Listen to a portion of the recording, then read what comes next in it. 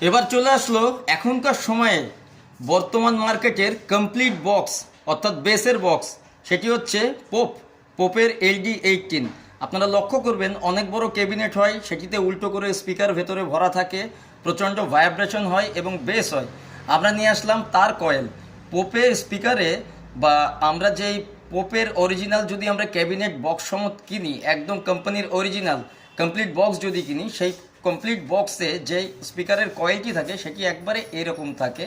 তো এখন 1200 ওয়াটের LD18ও বেরিয়ে গেছে মার্কেটে, কিন্তু 1000 ওয়াটের যে আগে LD18টা ছিল অর্থাৎ আগের মডেলটা, সেটির ভেতর যে স্পিকারটি থাকে এটি দেখুন তার কয়েল, আমরা সেটাও বানিয়ে দিয়েছি। একবার চলুন এক ঝলকে দেখে নিই। ATI Pro branding, engineering in Italy, 99.3 BAF ম্যাটেরিয়ালসে আছে।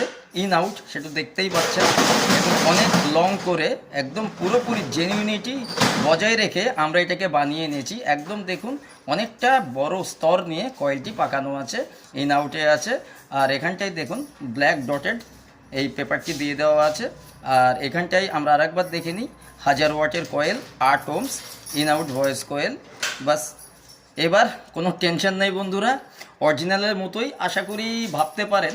বাকিটা যদি অরিজিনালের থেকে বেটার হয় তাহলে সেটা তো আমাদের বোনাস। এবং মার্কেটে যত কম দামেরই পান